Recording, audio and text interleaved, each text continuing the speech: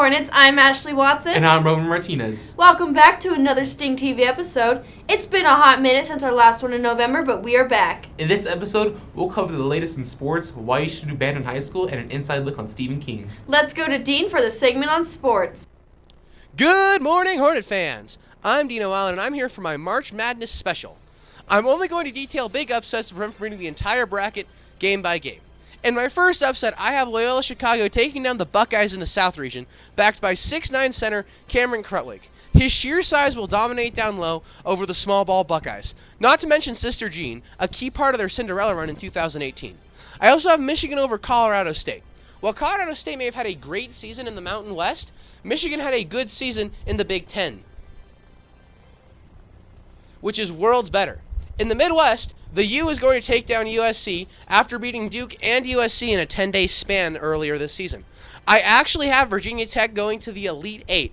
I like their offensive scheme, especially in the tourney. Those are the big first-round upsets. Now for my Final Four. I have Duke, Baylor, Tennessee, and Kansas. Kansas is going to top Tennessee, and Duke will beat Baylor. Now, for my national champion, the Blue Bloods of basketball, Duke University. The Blue Devils may have had some late season and early ACC tournament woes, but anything can happen in March, especially in Coach K's final season before he retires. This is Dino Allen. Back to you guys. Thank you, Dean, for that sports report. Like every sports team has a logo, every high school needs a band. With band being a full-year elective, it's a variety of students developing the individualism and team-building skills, participating in an environment with social complexities, and succeeding through practice and repetition. As the band says, do good, don't suck. Kai Lin goes more into depth on why band is beneficial in high school. As students move from middle school to high school level band, new opportunities await. Here at Pueblo County High School, that can be achieved. Music in high school does a lot of things. It does all the things typical activities sports do, where you get to work with your peers, you work together toward a project, you have delayed gratification. But one of the unique things instrumental music does is it educates your emotions. It educates feelings. It gets you an aesthetic experience that's hard to get in other activities. I think the value of having a musical background in high school is that you get so many more opportunities than if you like playing sports or anything else. You really get to know people, and you learn a lot of life skills. It takes you farther in life.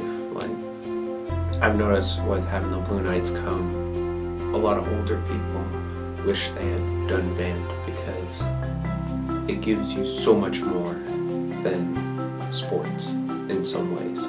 Really makes you feel a lot more prepared. You already know a lot of some of the basics of your instrument coming in, so it makes the transition a lot easier. I think there's nothing wrong with starting a new instrument coming into high school because, that's what everybody's here for. We're all here to help each other learn, but it certainly makes it a lot easier coming in already knowing your instrument. Patience, hard work. Music can teach you teamwork. It can teach you one of the most important things in life, which is there are no shortcuts. It takes a long time to be good at an instrument, and you never stop learning an instrument. There's always a further, you always practice. You talk to musicians, professionals who are 70, 80 years old, and they still practice to get better.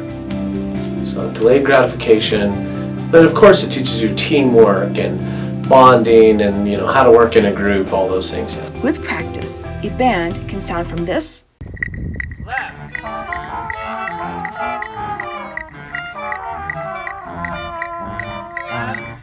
to this.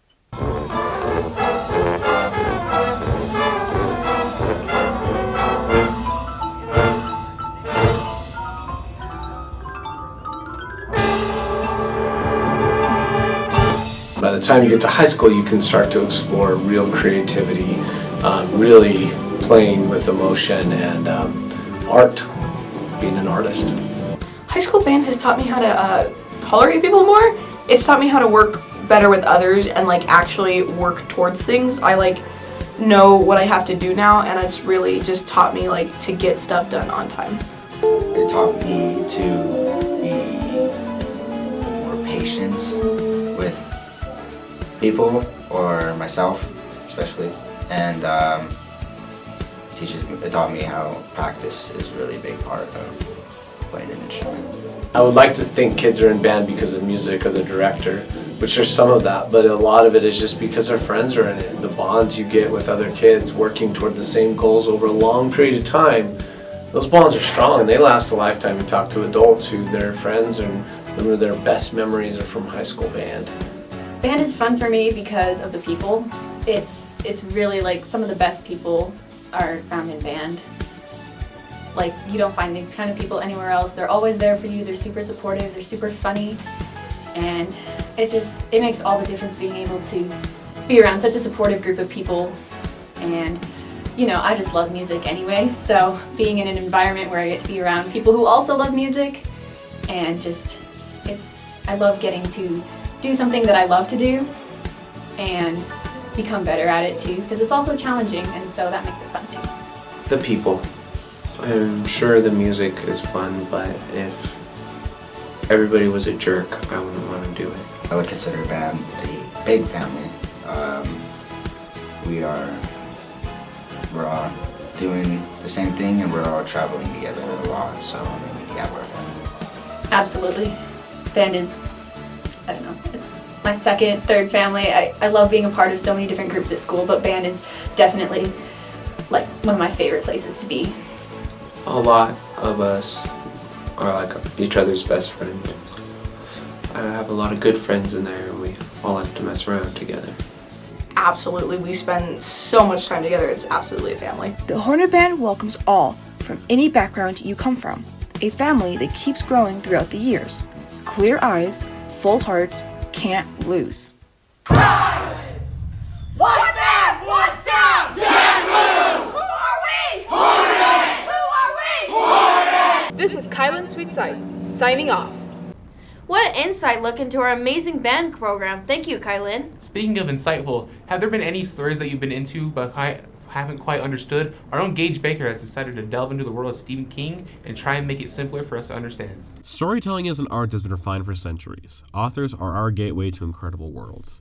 Legends like Tolkien, Martin, and Crichton have permanently marked the landscape of book writing, but none other has quite left their mark like Stephen King. For over 40 years, he's written unique and memorable stories, and his works have been on the rise in popularity recently, kickstarted by 2017's It with Bill Skarsgård and J.J. Abrams' Castle Rock series. But he had never truly faded, and for good reason. With around 100 titles to his name, King crafted a multiverse that even die-hard fans have yet to fully comprehend. The core of his multiverse is the Dark Tower. The Dark Tower is the center of the multiverse, a construct that holds everything together. The tower also connects all realities. If it was ever destroyed, reality would collapse. Being who wants to do so is the Crimson King, the endgame antagonist of the Dark Tower series. Due to this goal, the Crimson King plays a hand in many of Stephen King's stories across the multiverse. The protagonist of the series is Roland the Gunslinger, who is tasked with protecting the tower. The Dark Tower series is a culmination of most of Stephen King's work, answering many questions from other stories not answered in their own books. One of the most pivotal moments in all of King's saga is the inclusion of himself in his mythos. To clarify something about the multiverse, King includes our real-life Earth as part of his stories, labeled as Keystone Earth. When Roland visits Bridgeton, Maine on Keystone Earth, the same Bridgeton from The Mist, he meets and speaks with Stephen King. In canon of the series, King sits down with his written character, informing Roland that if this version of King dies, Roland would fail his mission, essentially telling him that Stephen King is the linchpin for everyone's safety. It is even implied in the story that the Crimson King was behind the real-life car accident that hospitalized King in the middle of him writing the series. If King had died in the accident, the story would be unfinished, literally leaving Roland with no way to complete his mission. Backing away from the Dark Tower for now, another common occurrence throughout King's multiverse is a power called the Shine, first directly referred to in The Shining. However, it was not the first time we'd seen the power. In fact, the Shine dates back to Stephen King's very first published novel, Carrie. The Shine, also called the Touch in the Dark Tower, is a psychokinetic power few get, and even fewer have the ability to use to the fullest. A short list of characters that possess the Shine in some way or form are Danny Torrance from The Shining and Doctor Sleep, Jonesy from Dreamcatcher, Carrie from Carrie, Jake Chambers from Dark Tower, and Johnny Smith from The Dead Zone. The Crimson King's final plan was to use Shiners on the level of Carrie, called Breakers, to destroy the Dark Tower once and for all. Another connection between King's stories are his two most common settings, Derry and Castle Rock, Maine. Castle Rock is where stories like Cujo, The Dark Half, and Needful Things take place, while Derry is the setting of ones like Dreamcatcher, 11/22/63, Pet Sematary, and It. Speaking of It, Pennywise is another creature that spans stories. In The Dark Tower, Roland finds a creature known as Dandello, who turns into a clown after he is killed. While King himself has made it clear Pennywise and Dandello are not one and the same, they are speculated to be of the same species. In Dreamcatcher, Jonesy and Mr. Gray find a plaque made by the Losers Club. Spray painted over the club's plaque in bright red was the phrase, Pennywise lives. In 11/22/63, Jake Epping is investigating a local crime, asking two kids in Derry for answers. He hears one whisper to the other, "That's not the clown." As a final note on this one, in the book Insomnia, not only does Mike from It cameo, but the Crimson King's character references his knowledge of the clown, saying, "You may not know it, but shape-changing is a time-honored custom here in Derry." Another villain that can't seem to get enough is Randall Flagg. Flagg was first introduced in The Stand, serving as the main antagonist of the story, but not only that story. Randall Flagg also appears as the villain in Eyes of the Dragon, simply called Flagg. He is also the secondary antagonist of the Dark Tower series, the Man in Black. Flagg is the most persistent villain Stephen King created.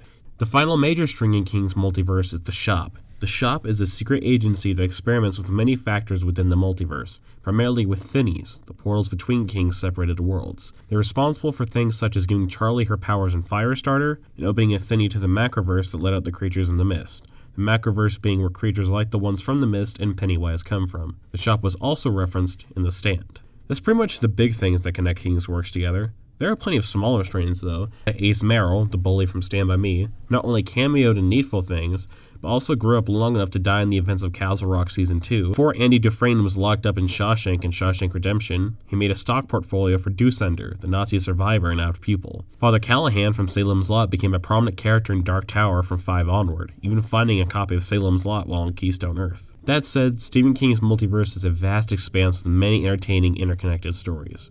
And wherever it goes from here, whether we get new stories or more of the old, one can only imagine if we can get more convoluted. Who knew Stephen King's books were so complex? Wouldn't It be scared to find herself in one of his novels? Haha, you're so funny. Hey Ashley, it's almost spring break. So close yet so far away. Hornets, I hope you get some rest during the break. As always, stay safe, stay involved, and stay aware. I'm Roman Martinez. And I'm Ashley Watson. And you're watching Sting TV.